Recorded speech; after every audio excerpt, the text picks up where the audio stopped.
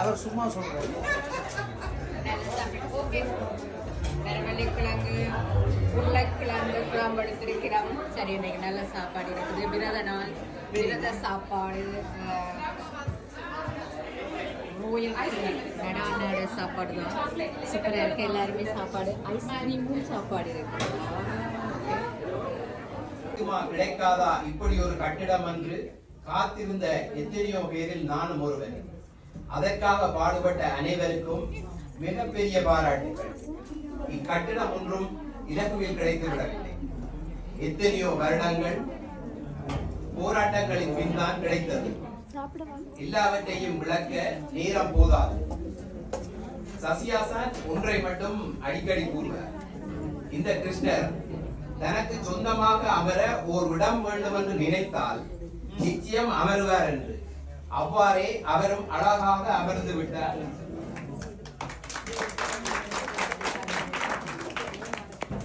இது எத்தனையோ நல்ல உள்ளங்களின் அர்ப்பணிப்புக்கு கிடைத்த வெகுமதி.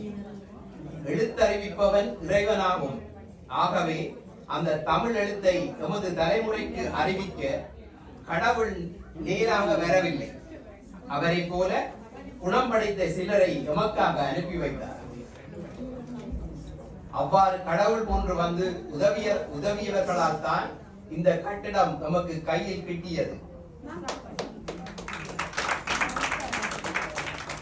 அதில் உதவிய உங்கள் அனைவருக்கும் கட்டிடக்குழு சார்பிலும் சித்திரை பொன்மாலை குழு சார்பிலும் சிறந்தாந்த நன்றியை கூறிக்கொண்டு, பேச என்றால் 2 மணி நேரம் போதாது, நான் அதுக்கு மேல பேசிக் கொண்டிருப்பேன். இருந்தாலும் ஆத்ம யோதிக்கு நான் எவ்வாறு வந்தேன் என்பதையும் கூற விரும்புகிறேன். எனது மகன் கஜானனை தமிழ் பாடசாலையை சேர்க்க வேண்டும் என்று நினைத்த போது, சிலரிடம் விசாரித்த போது, என்னுடன் நாடகங்களில் நடித்த திருமதி சித்ரா சிவசூதி அவர்கள் தன்னுடைய பிள்ளைகள் ஆத்ம ஜோதியில் கல்வி கற்பதாகவும் என்னையும் மகனை அங்கே சேர்க்கும்படியும், அவர்கள் சிறப்பாக தமிழை கற்பிப்பதோடு பேச்சு, நாடகம் என்று பல சிறப்பான சேவைகளை செய்வதாகவும், முடிந்தால் அங்கு சென்று அவர்களுக்கு உதவுமாறும் என்னை கேட்டுக்கொண்டார். இப்பவும் அவர்களை கூப்பிட்டால் அதை சொல்லுவார்கள். அதுக்கான ஆதாரம் இருக்கிறது. அதனால் தான் நான் ஆத்மஜோதி பாடசாலையை தெரிவு செய்தேன்.